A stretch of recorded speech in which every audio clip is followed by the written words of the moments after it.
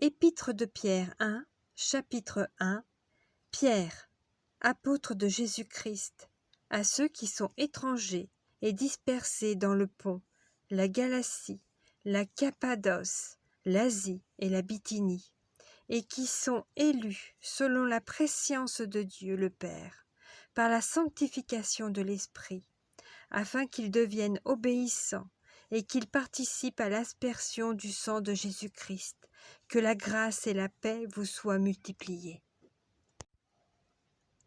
Béni soit Dieu le Père de notre Seigneur Jésus-Christ, qui selon sa grande miséricorde nous a régénérés pour une espérance vivante par la résurrection de Jésus-Christ d'entre les morts, pour un héritage qui ne se peut ni corrompre, ni souiller, ni flétrir, lequel vous est réservé dans les cieux. À vous, qui par la puissance de Dieu êtes gardés par la foi, pour le salut prêt à être révélé dans les derniers temps. C'est là ce qui fait votre joie, quoique maintenant, puisqu'il le faut, vous soyez attristés pour un peu de temps par diverses épreuves,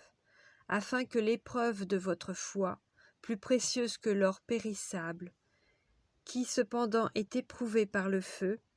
ait pour résultat la louange, la gloire et l'honneur lorsque Jésus-Christ apparaîtra, lui que vous aimez sans l'avoir vu, en qui vous croyez sans le voir encore, vous réjouissant d'une joie ineffable et glorieuse. Parce que vous obtiendrez le salut de vos âmes pour prix de votre foi. Les prophètes qui ont prophétisé, touchant la grâce qui vous était réservée, ont fait de ce salut l'objet de leur recherche et de leur investigation,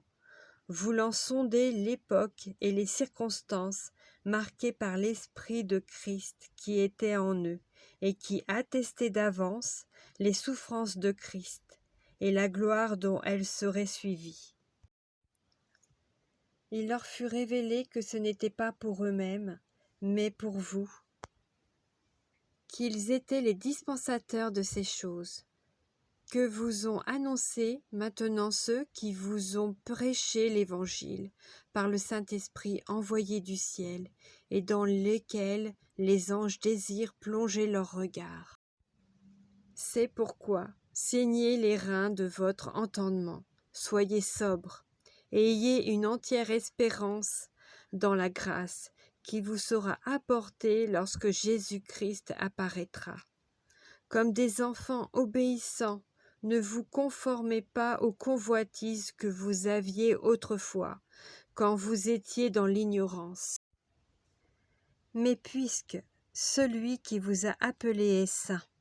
vous aussi, soyez saints dans toute votre conduite.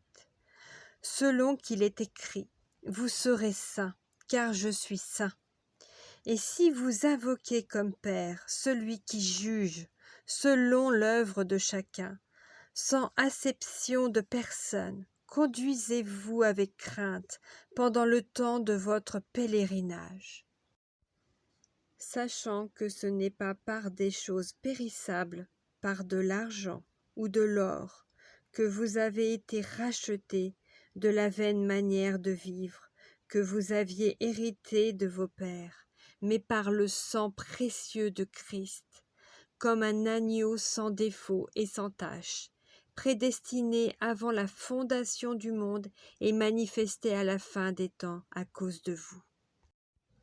qui par lui croyez en Dieu, lequel l'a ressuscité des morts et lui a donné la gloire, en sorte que votre foi et votre espérance reposent sur Dieu. Ayant purifié vos âmes en obéissant à la vérité, pour avoir un amour fraternel sincère, aimez-vous ardemment les uns les autres de tout votre cœur, puisque vous avez été régénérés, non par une semence corruptible, mais par une semence incorruptible, par la parole vivante et permanente de Dieu. Car toute chair est comme l'herbe, et toute sa gloire comme la fleur de l'herbe. L'herbe sèche, et la fleur tombe, mais la parole du Seigneur demeure éternellement. Et cette parole est celle qui vous a été annoncée par l'Évangile.